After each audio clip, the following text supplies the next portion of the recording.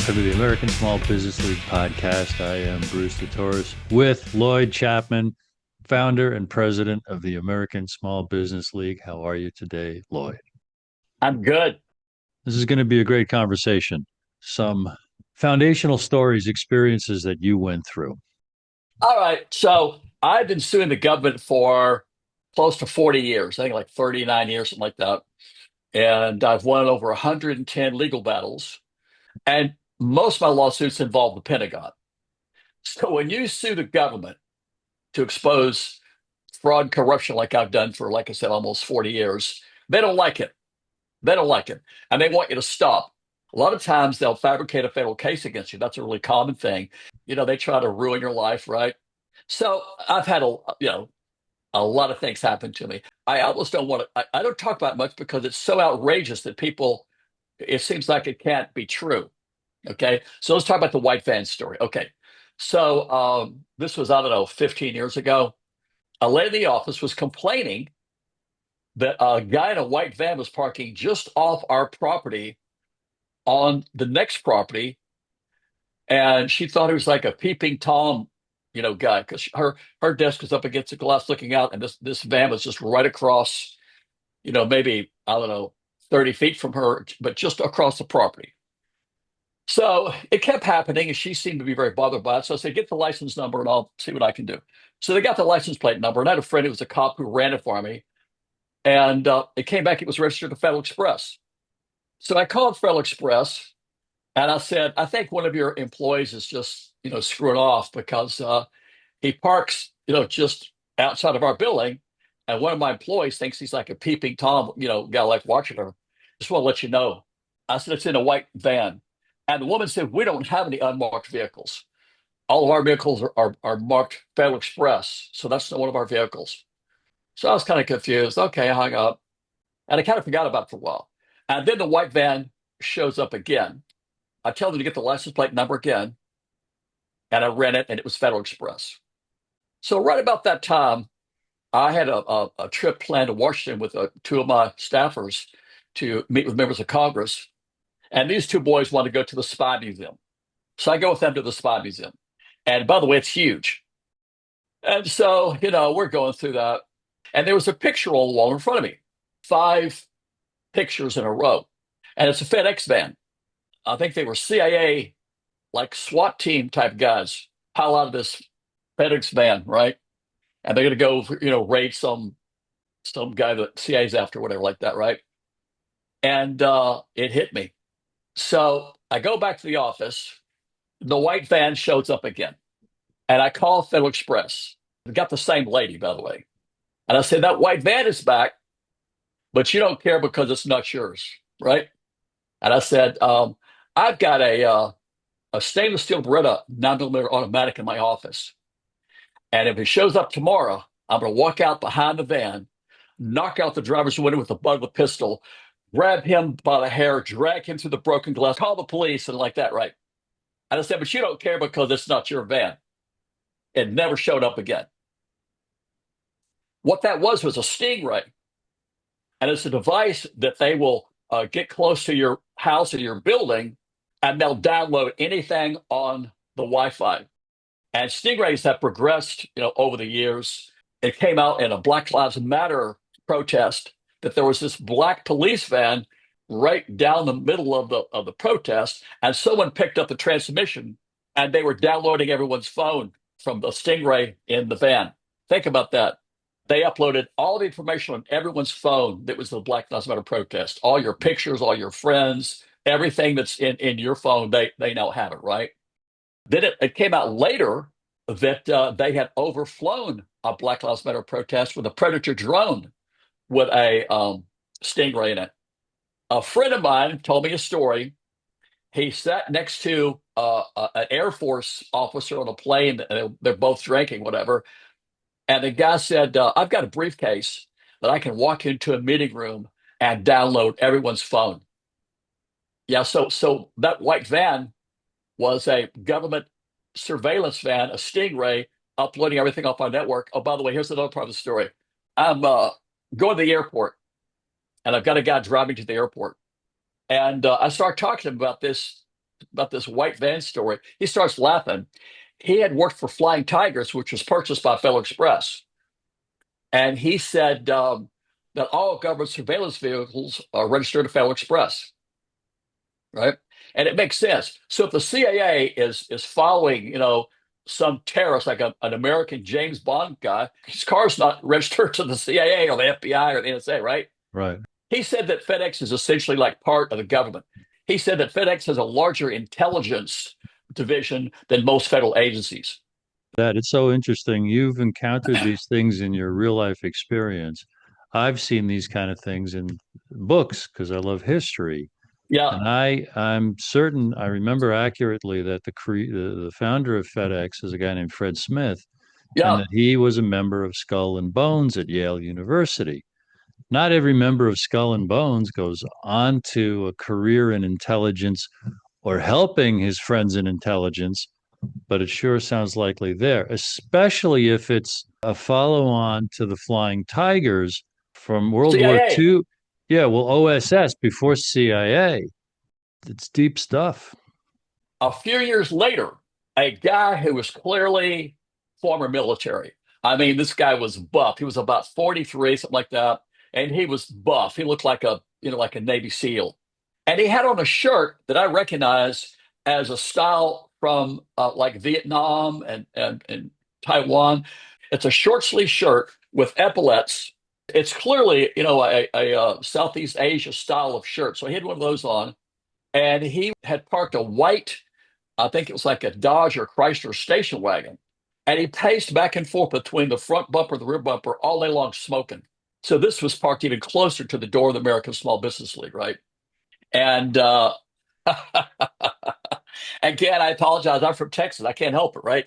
So I went out to talk to him, and I had that Beretta automatic in the back of my pants, right?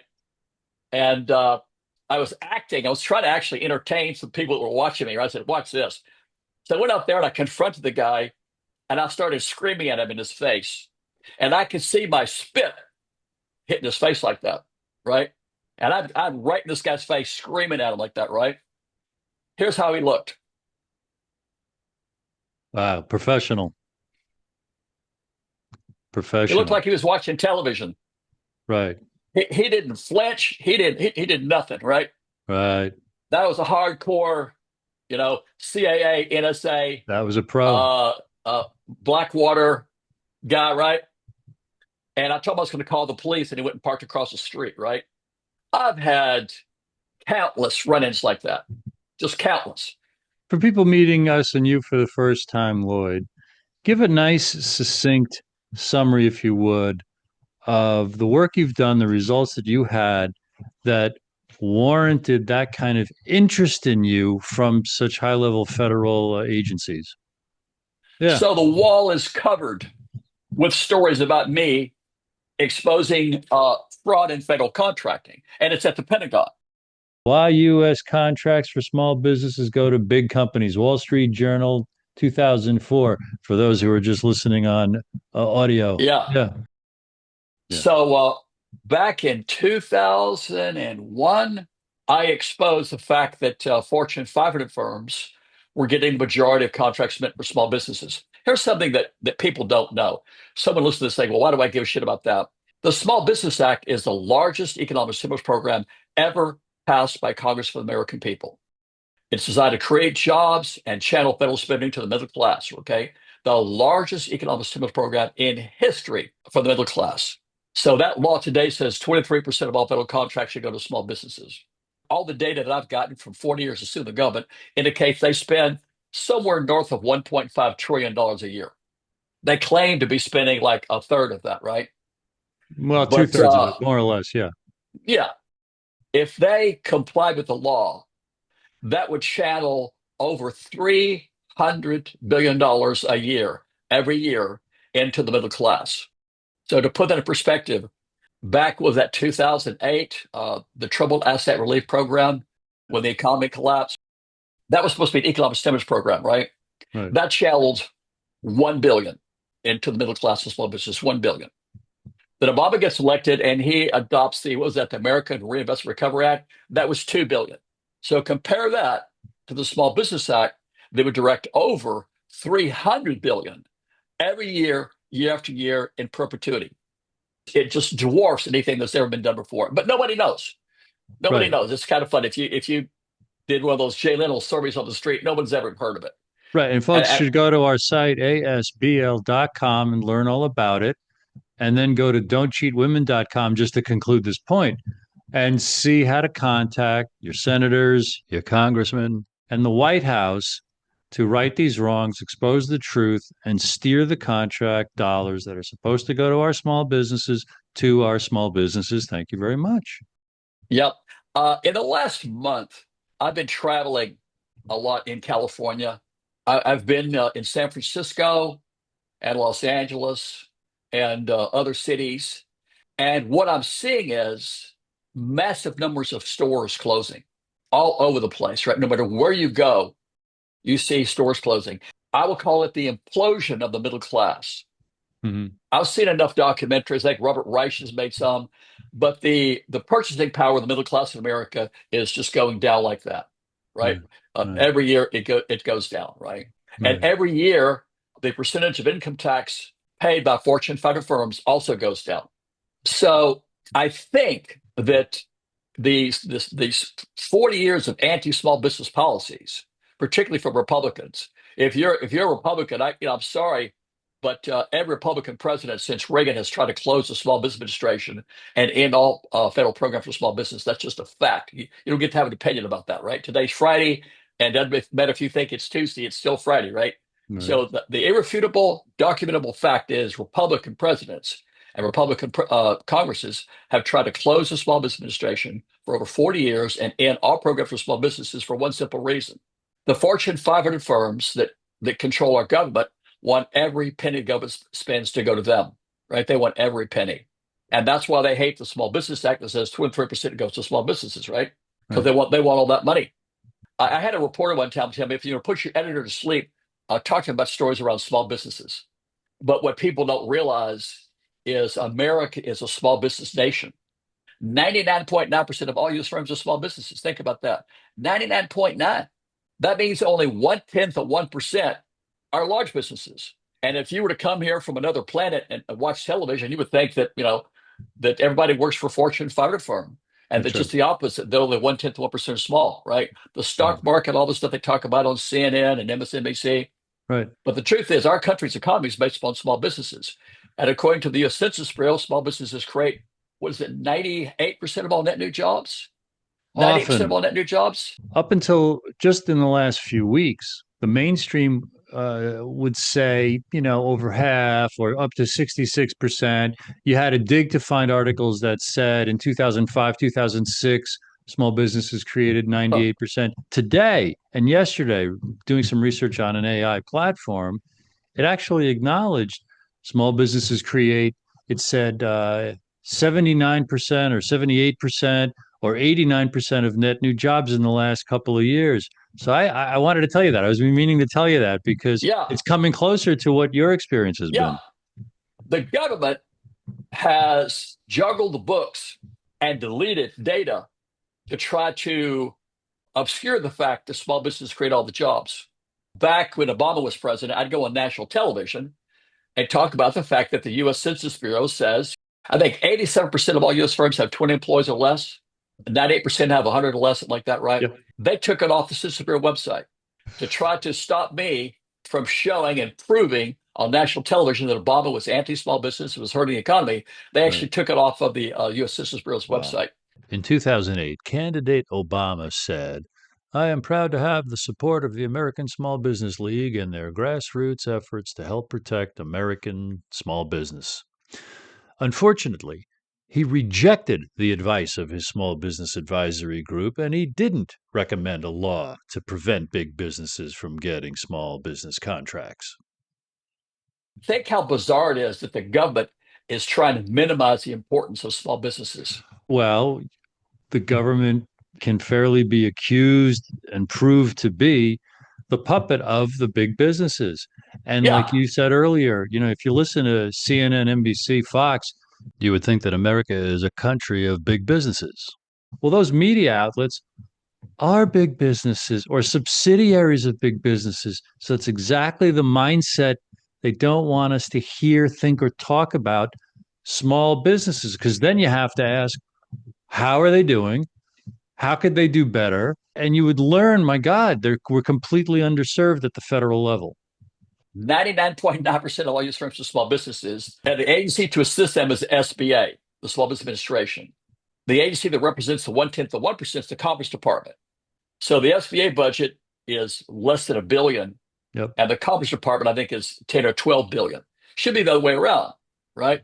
Bush Jr. closed all the SBA offices around the country. And Fortune 500 media, all the national news programs, they're funded by ads for Fortune 500 firms. For my entire lifetime, the Fortune 500 firms had the same talking points, and they want less government regulation, and they want less taxes. They want their taxes cut.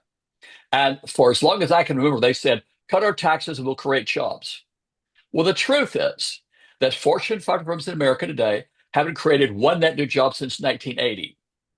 You could eliminate their taxes completely, zero taxes. They're not going to create more jobs. They don't create jobs. By the way, the key word is net new jobs. Okay. While some big businesses might be hiring, as a group, Fortune 500 firms are automating and shipping jobs overseas, Yeah, right? laying people off. Yeah, Uh, yeah. yeah, that's this Trump's big tariff deal to try to bring jobs back to America, right? So, yeah, Fortune 500 firms don't create jobs. They haven't over 40 years. Small businesses create, like 99.9% of the jobs.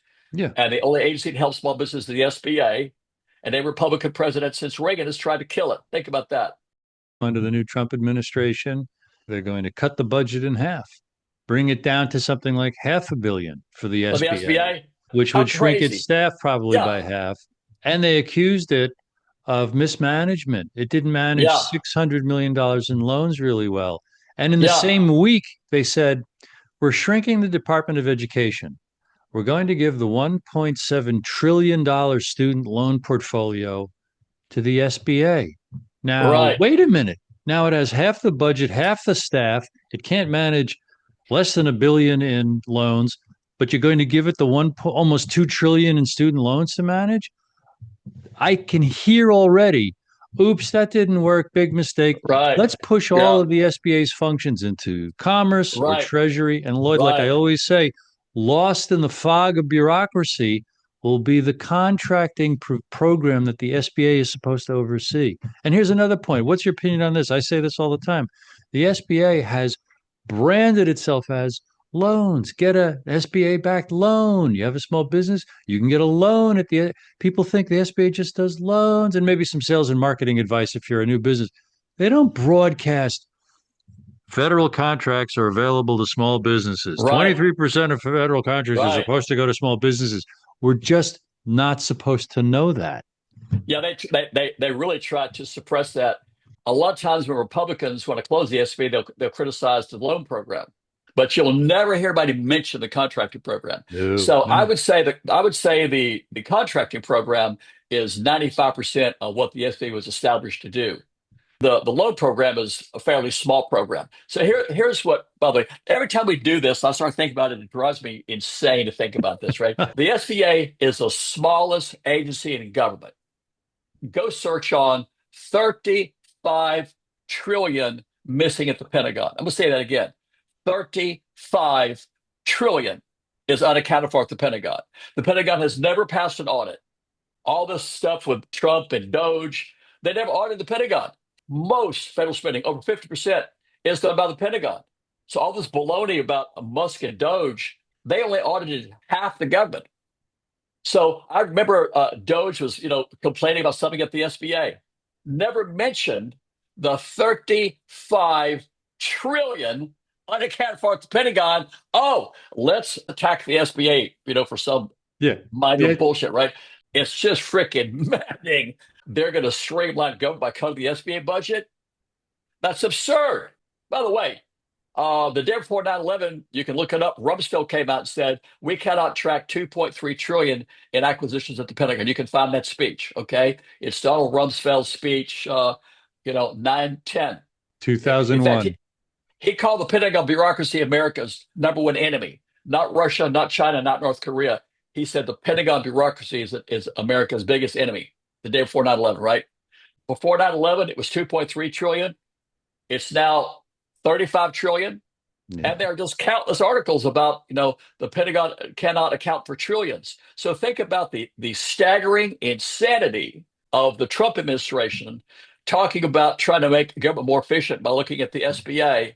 And the Pentagon loses more money before lunch every day than the SBA budget for a year. You hear that? So take the SBA's $1 billion budget, go to Perplexity and say, Perplexity, what percentage is 1 billion from 35 trillion? It's like 0.000000001. It's nothing. It's And infinitesimally insignificant. worse about the hypocrisy is the fact that this year President Trump has raised the Pentagon's annual budget to Oh my $1 God. trillion a year. Oh my God. He campaigned on ending the fraud and corruption Pentagon, cutting their budget, and he does the complete antithesis. Yeah. Doesn't make them pass an audit and increases the budget. By many measures, the United States government was hijacked by the military industrial complex by the 1950s, because in 1961, President Eisenhower left office telling us that in a little farewell speech. Everything you're talking about and that you've experienced proves it. The other fact of life is it's just going to stay the same or get worse unless enough people who can be encouraged by a conversation like this go to the ASBL.com, go to Don't Cheat Women to see the resources, and get involved, because 300 plus million Americans versus 535 members of, between Congress and the Senate and the executive branch. We have to believe that we can still make a difference. We have to believe that we can fight City Hall. Your whole life and career, Lloyd, has been a demonstration of the belief this is John F. Kennedy's quote, one man can make a difference and every man should try. The 35 trillion that's unaccounted for at the Pentagon, they use a lot of that to make sure that no one ever sees my face or hears my voice ever again. They've spent hundreds of millions to silence people like me. When I sit here and do this, it's just so insane to think that the American people don't realize that the Small Business Administration manages the largest economic stimulus program in history for the American people, designed to channel money and jobs into the economy. 15 years ago, the Senate Small Business Committee put out a report that says for every 1% contracts for small business go up, it creates 100,000 new jobs. The law says 23. All my research, all my litigation, 40 years of lawsuits shows small business getting 3%. If the government gave small businesses the full 23 that I've been fighting for 40 years, it would create 2 million new jobs a year. It would double the number of net new jobs created by America on an annual basis. No new taxes, no new spending, deficit neutral, double the number of net new jobs, which would create a huge economic boom here in America. So do me a favor, if you can hear my voice or you can see this thing, go to your computer and type in 35 trillion missing the Pentagon and see that article, right? And send it to everybody you know. And go to our site to confirm all this, ASBL.com. And, call us if you liked it. 415-404-7733, 415-404-7733. And we'll talk about what you can do to help. Yeah. All right. Super. Thanks a lot, Bruce. Thank you, Lloyd, and thank everybody for watching and listening today.